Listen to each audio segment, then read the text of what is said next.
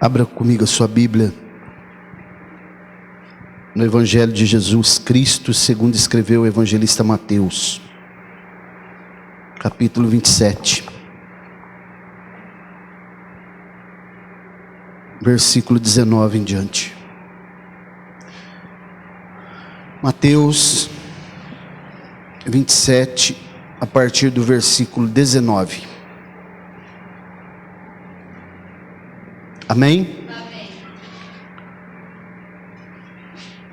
Vamos ler a palavra do Senhor. Diz assim: estando ele assentado no tribunal, sua esposa mandou-lhe dizer: não te envolvas na questão desse justo, porque eu muito sofri hoje em sonho por causa dele. Mas os principais sacerdotes e os anciãos persuadiram a multidão a pedir Barrabás e que matasse Jesus. O governador lhes respondeu dizendo: qual desses dois quereis vós que eu solte? E eles disseram: Barrabás. Pilatos disse-lhes: o que então eu farei com Jesus que se chama Cristo? E todos disseram, observem, todos disseram: seja crucificado. E o governador lhes perguntou: por quê? Que mal ele fez? Mas eles clamaram ainda mais, dizendo: seja crucificado. Marcos capítulo 3, Evangelho de Jesus segundo Marcos, capítulo 3. Ou melhor, capítulo 15. Marcos capítulo 15. Vamos ler alguns versículos aqui. Amém? Amém. Versículo 1. Logo de manhã, os principais sacerdotes, reunindo-se em conselho com os anciãos e os escribas e todo o conselho. Está falando do sinédrio aqui. E amarrando Jesus, levaram-no e entregaram-no a Pilatos. E Pilatos lhe perguntou: tu és rei dos judeus? E ele respondendo disse-lhe: tu dizes isto. E os principais sacerdotes acusavam de muitas coisas, mas ele nada respondia. E Pilatos perguntou novamente dizendo: nada respondes? Vê quantas coisas eles testemunham contra ti. Mas Jesus nada respondeu, de maneira que Pilatos se maravilhava. Ora, naquela festa ele libertava um prisioneiro, qualquer que eles desejassem. E havia um chamado Barrabás que estava preso com outros insurgentes, que tinha cometido assassinato na insurreição. Versículo 15. E então Pilatos, querendo satisfazer a multidão, libertou-lhes Barrabás e entregou Jesus após tê-lo açoitado para ser crucificado. Podemos dizer amém? Amém. Glória a Deus. Irmãos, nós já conhecemos bem essa história, né? Quantas vezes nós já lemos, os pregadores pregaram sobre isso, pregam ainda, mas parece que cada vez que nós lemos esses textos aqui, que falam sobre esse acontecimento, a morte de Jesus, e hoje é uma noite oportuna para nós relembrarmos, né? Tudo isso. Parece que algumas coisas vão surgindo, né? Na nossa mente. Nós estamos vendo aqui nessas passagens bíblicas, nós estamos percebendo um julgamento que foi forjado de uma forma muito desonesta, inclusive com falsas testemunhas, contratadas até, para acusar Jesus de algo que ele não havia feito. Então, pensando nessa questão sobre Jesus, hoje, nos dias que nós estamos vivendo, eu já falei isso aqui algumas vezes, a frase que a gente mais escuta hoje na igreja contemporânea é a seguinte: não julgueis. Vocês já ouviram isso? Quantas vezes? Não julgueis. Isso é muito repetido, tornou-se até um chavão, né? Um jargão no meio evangélico. Mas eu pergunto para os irmãos aqui, pensando no julgamento de Jesus que era inocente, os irmãos acham que essa frase não julgueis é uma frase bíblica? O que vocês acham? Sim? Muito bem. Então aqui, na verdade, analisando bem ao pé da letra, né, esse texto não julgueis, a gente percebe que realmente ela é bíblica. Quando a gente olha Romanos 14, versículo 10, a Bíblia fala sobre isso com muita clareza. Vós, por que julgais o vosso irmão? Todos irão comparecer ante o tribunal de Cristo. Entretanto, as pessoas lêem essa palavra de modo isolado, mas não costumam ler o contexto. E é certo que a Bíblia fala de vários julgamentos, tribunais. Um deles é chamado Tribunal de Cristo. Embora todos eles são de Cristo, porque quem vai julgar é Ele. Então, o ímpio, que nós chamamos ímpio, ele será julgado no tribunal de Cristo, mas para condenação. Os salvos terão também as suas obras julgadas no tribunal de Cristo. Só que é um outro tribunal para entrega de galardões, que a Bíblia chama de coroas. E são prêmios que as pessoas receberão mediante as obras que fizeram para o reino de Deus. Então todos nós, de uma certa forma, participaremos de um tribunal de Cristo. Todos nós. Ou para receber um galardão, mediante aquilo que nós fizemos no reino de Deus, ou para o reino de Deus, ou então para receber uma sentença condenatória. Isso aqui é claro como essa luz que nós estamos enxergando aqui. Isso vai acontecer. Como foi falado aqui que Jesus vai voltar, isso vai acontecer também. Embora muitas pessoas não acreditem, né? Até muitos que frequentam a igreja não acreditam nessa verdade, que Jesus vai voltar. Mas Jesus vai voltar. E Ele vai julgar. Ele é o juiz, né? Que julgará vivos e mortos. A Bíblia revela isso com muita clareza. Então aqui o texto que nós acabamos de ler fala de um tribunal também. Depois que Jesus passou a noite na casa do sumo sacerdote, Anás e Caifás sendo julgado, durante toda a madrugada, né? Depois que Pedro, o seu grande amigo, negou ele, né? Ele agora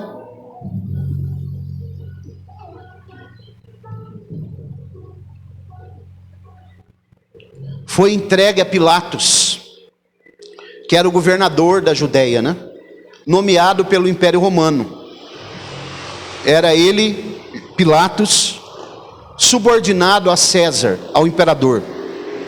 E ele estava ali como governador daquela região, daquela província romana, da Judeia.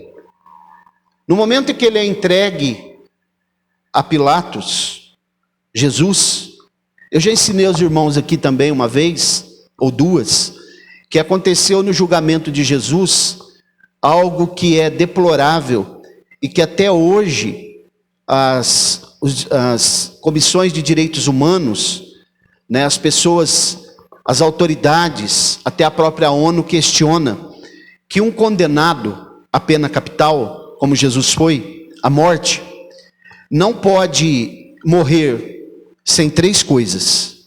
Ele não pode morrer com fome, não pode morrer sem ter uma boa noite de sono e não pode morrer com sede. Mas isso foi cerceado de Jesus. Ele morreu com essas três coisas, né? Porque eles não não tiveram. O Império Romano foi um dos impérios mais sanguinários que já passou pela terra. E Pilatos era um dos homens mais sanguinários da época. Quando ele está diante de Jesus, irmãos, acontece uma coisa muito atípica para os dias. A mulher de Pilatos vai até o tribunal. Isso não podia acontecer, uma mulher não era autorizada a entrar no tribunal. E ela chama alguém, um mensageiro, e ela pede que vá até Pilatos, o seu marido, e diga para ele assim: não te envolvas com este justo, porque esta noite eu muito sofri em sonho por sua causa. Então, irmãos, alguma coisa perturbou aquela mulher. Nós não sabemos o que é, porque a Bíblia ela não fala, ela não revela.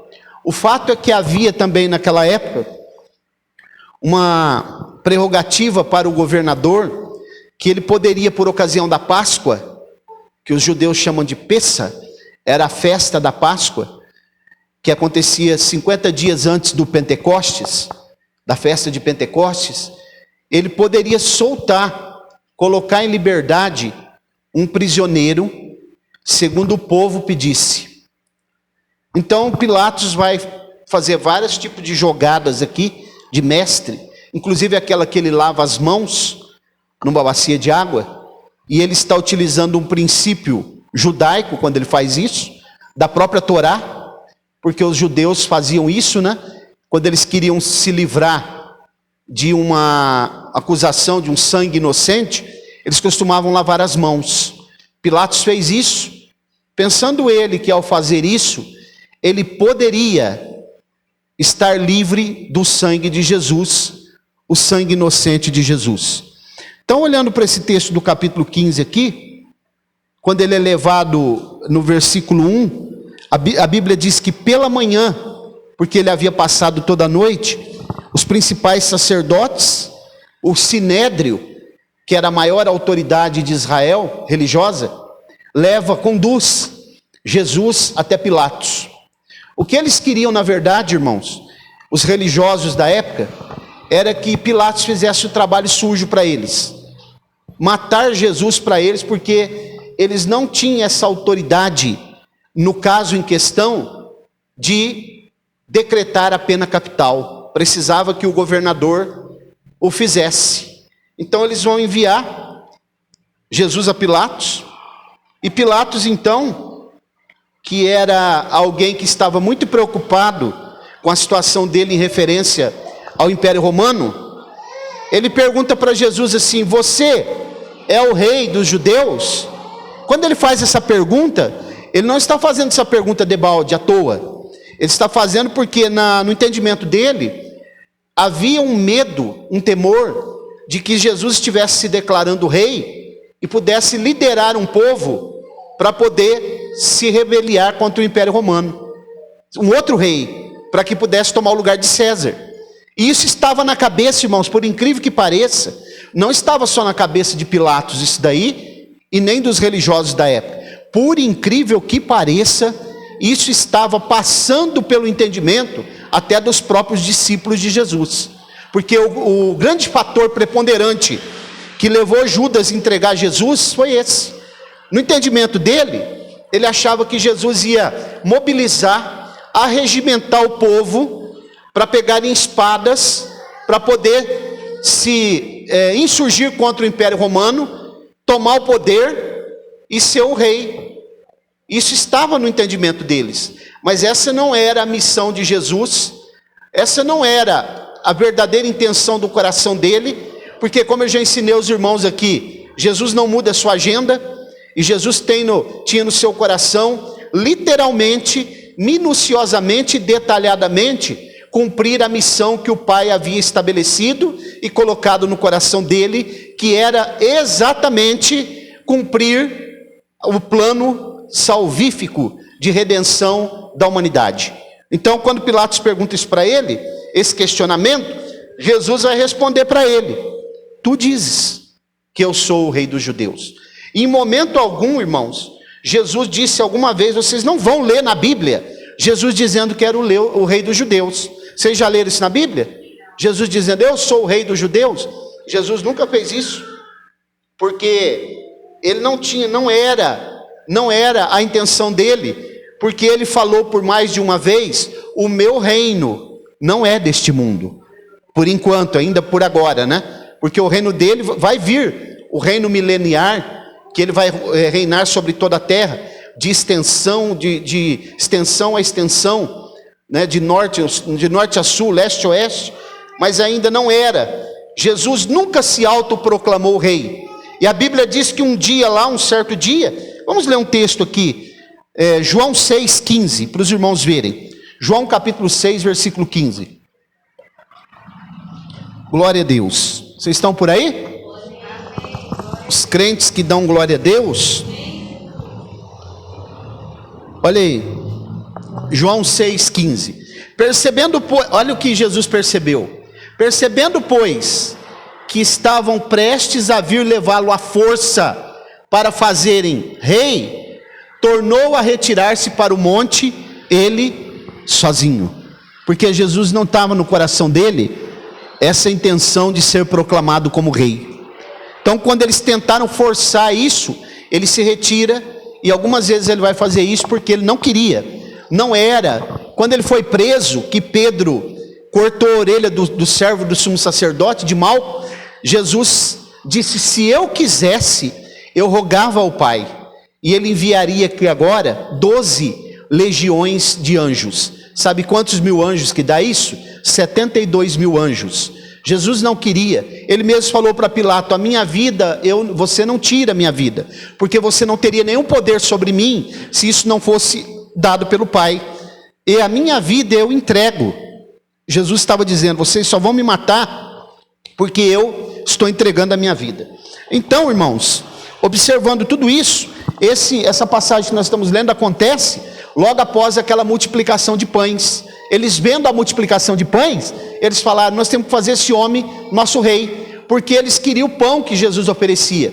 Mais uma vez aqui a Bíblia está me levando, o Espírito Santo, para relembrar os irmãos que muita gente estão seguindo as igrejas, dizendo que estão seguindo a Jesus porque eles querem os milagres, eles querem os pães, eles querem alguma coisa que o Evangelho pode proporcionar para eles. Eles não querem Jesus como rei sobre eles, para obedecer, serem fiéis e serem crentes verdadeiros. Muitos querem apenas o que Deus pode proporcionar para eles: teologia da prosperidade e outras coisas mais. Então, outros sim, nós percebemos na tentação, quando a gente vai ler o capítulo 4 de Mateus, que o diabo ofereceu várias coisas para ele, inclusive ser rei sobre esse mundo. Ele disse: se prostrado me adorares, eu te darei todo esse reino que a mim foi entregue.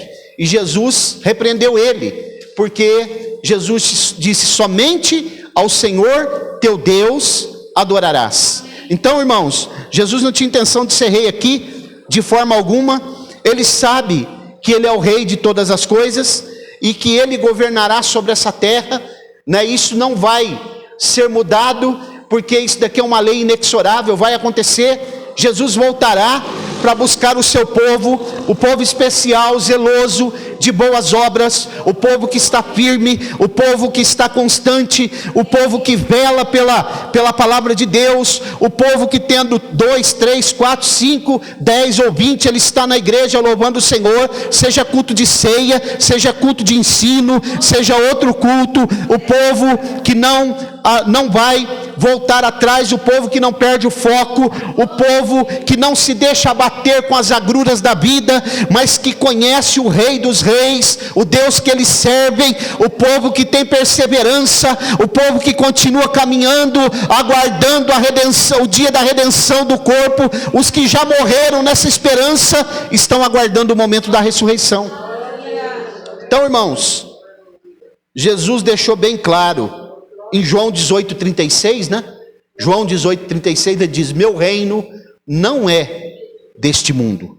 Então aqui, fazendo uma aplicação para nós como seguidores de Cristo, devemos entender que o nosso reino também não é daqui.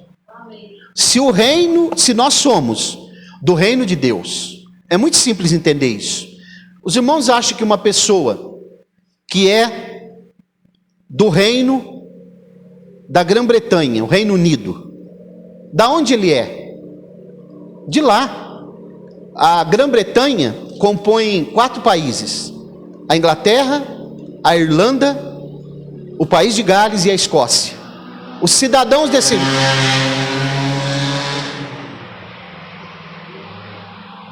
Essa semana teve um acidente aqui em Colina, não teve? Parece que uma pessoa morreu, né? Irmãos, eu estava dizendo ontem, lá na casa da minha sogra, aqui em Colina não morre quase ninguém de acidente. Ninguém aqui. Aqui os irmãos podem ter certeza que aqui morre muito pouca gente de acidente. Porque o que as pessoas fazem na rua, com veículo, era para morrer toda semana. Mas ainda bem que não está morrendo, né? Vamos pedir a Deus que Ele continue guardando, porque da maneira que as pessoas andam aqui nessa avenida, eu não sei como não morreu gente aqui ainda nessa avenida. Mas voltando aqui para esse pensamento que eu estou falando, uma pessoa do Reino Unido, ele pertence ao Reino Unido. E ele tem que seguir ele tem os seus deveres e os seus direitos de um reino que ele pertence. Porque aquele reino tem uma rainha. É a rainha Elizabeth II. E lá os irmãos já ouviram, vocês já ouviram o hino da Inglaterra? O hino daquele país? Na sua letra diz assim: Deus salve a rainha.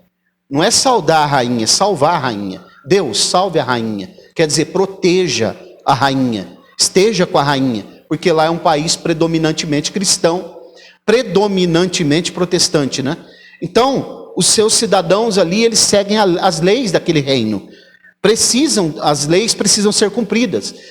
O Reino Unido, ele se desligou da União Europeia. E todos os seus cidadãos precisam obedecer. Então, nós que somos do reino de Deus, nós precisamos entender que nós saímos do império das trevas. E Paulo diz que nós somos conduzidos para o reino da luz, para o reino do Filho do seu amor. Vós que ereis trevas, ele diz, agora viestes para a luz. Então nós fazemos parte de um reino que não é desse mundo. Devemos entender, irmãos, que nós temos que ser luz do mundo e sal da terra. Influenciar as pessoas aí fora. De que modo nós precisamos influenciá-los? Como diz Mateus 5,16. Assim brilhe também a vossa luz diante dos homens, para que eles vejam as vossas boas obras e glorifiquem o vosso Pai que está no céu. O cidadão do reino, ele é conhecido. Alguém que é de um reino, ele é conhecido. Os irmãos perceberam, agora está tendo as Olimpíadas. Como você sabe que um atleta é de um determinado país? Porque ele tem um uniforme. E no uniforme dele tem as cores da bandeira do seu país. E quando ele ganha medalha, quando é uma medalha de ouro, o hino do seu país é tocado. E mesmo que não seja medalha de ouro, que seja de prata ou de bronze, as outras 2 bandeiras vão ficar ao lado da bandeira que ganhou, do país que ganhou o ouro. E quando as bandeiras são hasteadas, naquele momento está mostrando de onde é aquele cidadão, qual é o reino que ele pertence. Nesta noite eu pergunto para você e para mim aqui, que estamos aqui relembrando a morte de Cristo: qual é o meu e o teu reino? Que reino você pertence? Qual reino você serve? Quem é o rei que é o rei do teu reino? Você é um súdito do reino de Deus? Você está pronto para se autodeclarar e se apresentar como alguém desse reino? Você está com o uniforme certo? Você é um embaixador de Cristo? Você está pronto quando as pessoas perguntarem: mas quem é você? O que fé você proclama? E quem é o Deus que você serve? Quem é o teu rei? E quem é aquele que você tributa a ele toda a honra e toda a glória? Nós não vamos dizer que é o presidente Bolsonaro, embora nós o respeitemos, porque ele é o líder máximo dessa nação. Mas o nosso rei, o nosso Senhor, a nossa referência, o nosso paradigma, a nossa direção maior, aquele que está acima de tudo e de todos e que nós adoramos e exaltamos, é o Rei dos Reis e Senhor dos Senhores. O nome dele, Jesus Cristo. Ele salva, cura, batiza no Espírito Santo e em breve voltará.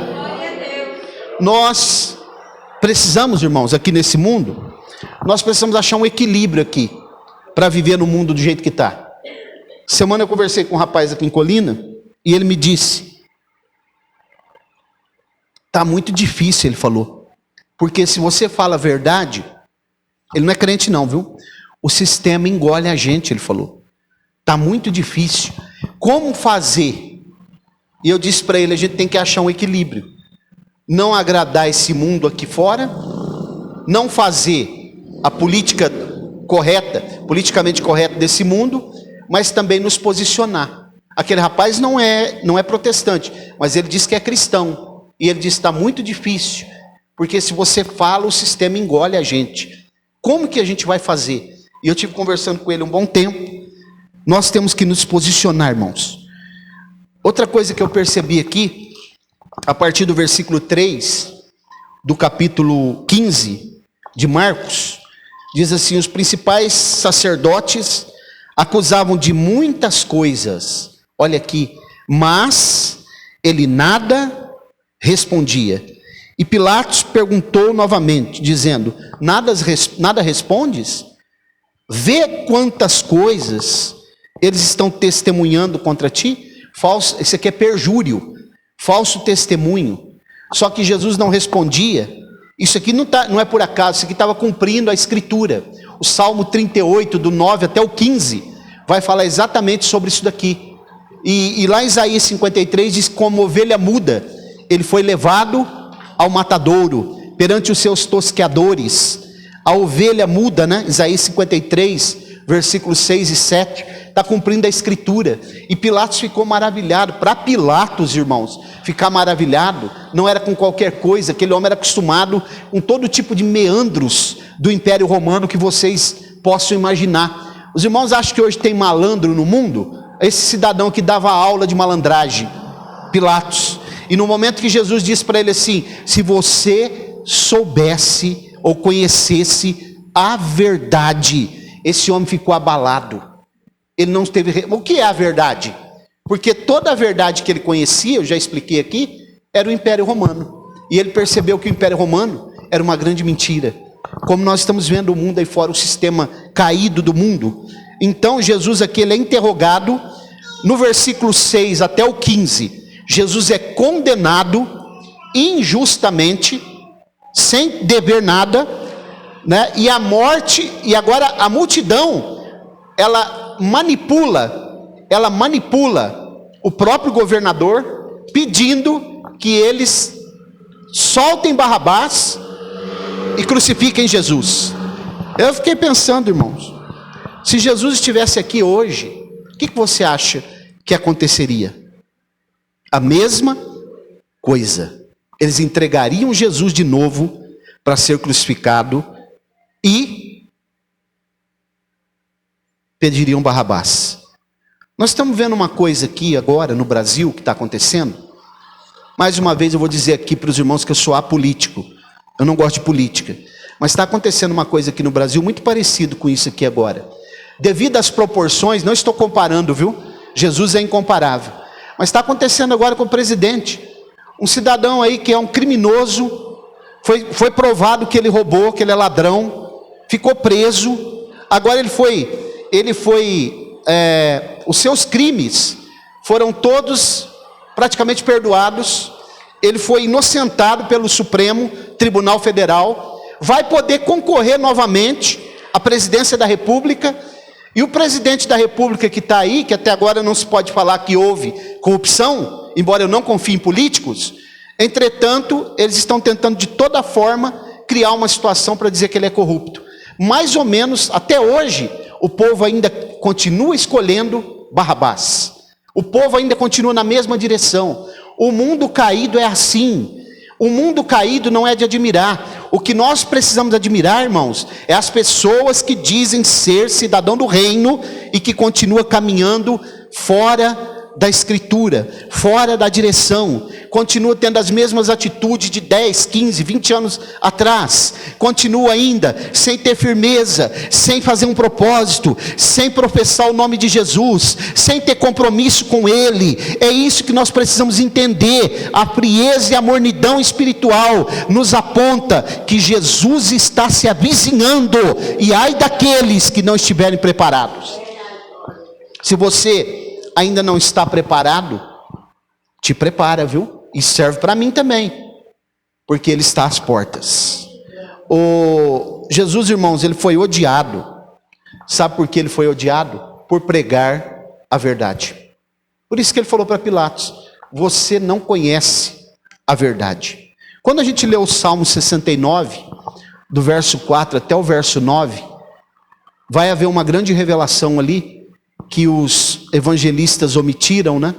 Mas que está revelado ali, todo esse ódio, toda essa aversão que existia das pessoas, da própria família de Jesus em relação a ele. Os irmãos sabem quando uma pessoa toma um antibiótico para poder matar uma bactéria, ou toma um antifúngico para matar um fungo? É isso que eles queriam fazer com Jesus. Eles queriam exterminar Jesus. Eles queriam expelir Jesus de perto deles. Porque a mensagem que Jesus pregava, ela era uma mensagem forte, poderosa, uma mensagem confrontadora, uma mensagem que trazia a realidade para os homens, que mostrava para os homens o que é ser um cidadão do reino de Deus. Por isso que Jesus disse para Pedro: Pedro, você vai me negar. Você vai me negar 3 vezes antes que o galo cante. E depois, lá em João 21, depois da ressurreição de Jesus, Pedro precisou ter o seu caráter tratado, porque ele queria voltar para a pescaria de novo. Então, irmãos, o que nós estamos vendo aqui é exatamente isso. Tudo estava, naquele momento, no controle de Deus, do soberano, né? Não era mais do que, nada mais do que o sistema caído se levantando contra aquele que era santo, aquele que nunca falhou, aquele que nunca pecou, aquele que andou pelas veredas direitas, né? Aquele que nunca entrou nas veredas tortuosas, porque ele sabia qual era a sua missão. Estou indo para o fim, analisando tudo isso que eu falei para os irmãos. Vamos dar uma analisada um pouquinho rápido nesse Pilatos que eu estou falando para os irmãos. Pôncio Pilatos, né? Quem era esse homem? Ele sabia, irmãos, literalmente, quando ele condenou Jesus como governador, ele sabia que a missão que ele tinha não era de condenar o inocente. Ele sabia disso. Os irmãos pensam que Pilatos fez isso enganado, quando ele lavou suas mãos? Não.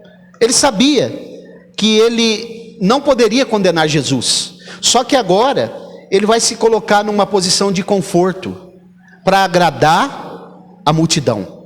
Porque havia um slogan dentro do Império Romano, assim, e até hoje esse slogan está aí: ganhe a multidão e você ganhará o mundo. Sabia que ainda tem isso aí? Por isso que a gente vê pessoas sendo seguidas aí nas redes sociais. Eles vendem até a mãe, para que eles tenham a capacidade de vender até a própria mãe, para que eles tenham muitos seguidores nas redes sociais. Porque se eles ganhar a multidão, eles ganham o mundo, irmãos. Isso aí é uma verdade. E ele, sabendo disso, ele temia mais os homens do que a Deus. Porque Jesus falou para ele: se você conhecesse a verdade, e essa palavra ela ficou no coração de Pilatos. Os irmãos sabem o que é um martelo? Martelando assim, ó, na cabeça daquele homem. Ficou ali, porque a palavra que Jesus fala, ela tem endereço. Ela vai até o coração, até a divisão da alma, né? Faltou liderança corajosa nele, para ele dizer: esse homem não pode ser condenado. Ele percebeu, ele disse: não há culpa nesse homem, por que eu vou condená-lo? Por que vocês querem? Ele sabia que era Barrabás também, que era um criminoso, né? Um criminoso contumaz, assassino. Ele sabia. Entretanto, ele acabou fazendo o que a multidão queria. Pensa no mundo que nós estamos vivendo aí, para a gente terminar. Não está mais ou menos assim? O que vocês acham? O que os governantes estão fazendo? O que os políticos fazem? O que as mega igrejas fazem hoje? Isso daí. Fazem tudo para agradar a multidão. Hoje tem igrejas para todo gosto. Tem igrejas com arquitetura contemporânea, arquitetura gospel, arquitetura medieval, igrejas pintadas de preto por dentro, com jogos de luz, né? Para os jovens dançar e entrar no êxtase, né? Tem toda a sorte de igrejas, tem igreja para todo gosto. Agora tem uma coisa, Jesus está para o lado de fora batendo na porta, e Ele está dizendo: eis que estou à porta e bato. Se alguém ouvir a minha voz e abrir a porta, entrarei em sua casa, cearei com ele e ele comigo. A igreja de Laodiceia, o dono da igreja para o lado de fora da igreja. Por quê? Porque toda a sorte de modismos, eles se instalaram na igreja, e Jesus está para o lado de fora. Mas que esta noite Ele possa estar dentro do nosso coração, que Ele ache guarida em nós, que a nossa boca possa proferir palavras de louvor e adoração ao seu nome, que esse culto seja recebido, que nós possamos relembrar a sua morte, agradecer a Ele e dizer para Ele: Maranata, ora vem Senhor Jesus, transforma a minha vida, não deixe o meu nome sair do livro da vida, não deixe eu me perder no meio do caminho, não deixe eu perder o foco, não deixe a minha esperança se esvair, Senhor.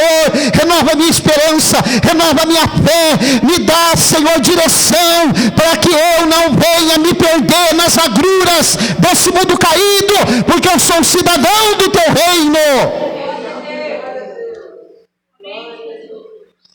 Glória a Deus. Irmãos, quando nós vamos julgar uma causa,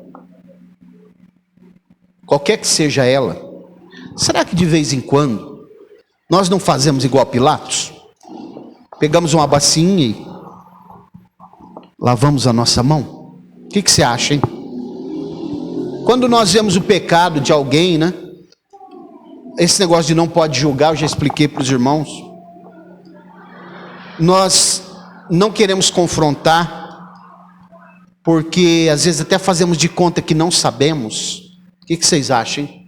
Principalmente se essa pessoa for da nossa família. O que vocês acham disso? Será que nós, quando alguém vem contar algum tipo de fofoca para nós também, será que nós não alimentamos isso, né? Ou talvez porque nós podemos até ficar em silêncio. Às vezes, irmãos, alguém pode falar alguma coisa de alguém para nós, que nós sabemos até que é mentira. Isso pode acontecer. Mas às vezes nós ficamos em silêncio, porque nós não queremos perder as nossas amizades. Isso pode acontecer. Foi exatamente o que aconteceu com ele, com Pilatos. Síndrome de Pilatos, né? Mas eu quero falar para os irmãos aqui que no momento que Pilatos estava julgando Jesus, ele estava sentando no banco dos réus.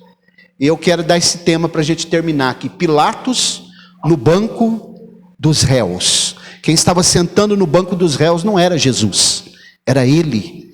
E um dia ele vai ter que se dobrar o seu joelho e confessar que Jesus Cristo é o Senhor. E ele vai ter que dar conta dele ter dado essa sentença. E todas as sentenças erradas que nós damos, todos os julgamentos que nós fazemos de modo equivocado, às vezes para ganhar ponto, às vezes para não perder as nossas amizades, um dia nós teremos que dar conta diante daquele que não falha, daquele que não erra e daquele que nada passa aos seus olhos. Então, quando nós virmos a injustiça, isso aqui era uma grande injustiça que estava sendo feito com Jesus. Quando nós virmos as injustiças, né?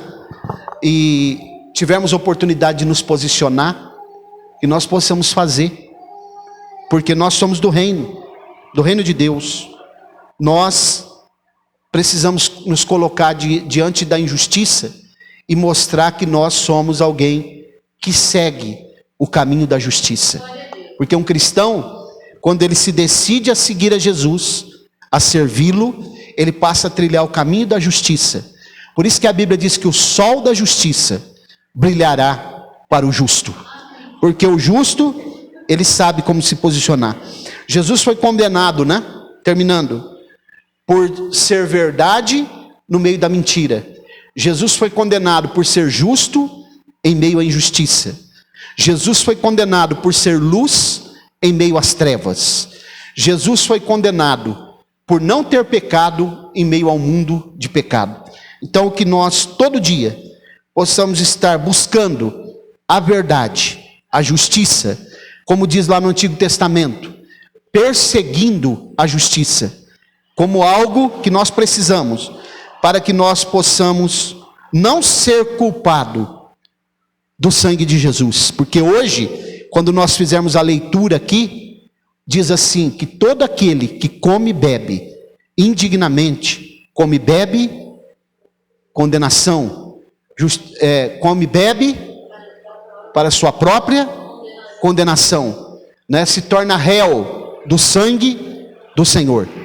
Que nós possamos refletir e pensar, guardar no nosso coração. Quem tem ouvidos para ouvir, ouça. Vamos orar? Coloque-se de pé, por favor. Soberano e eterno Deus, no nome de Jesus.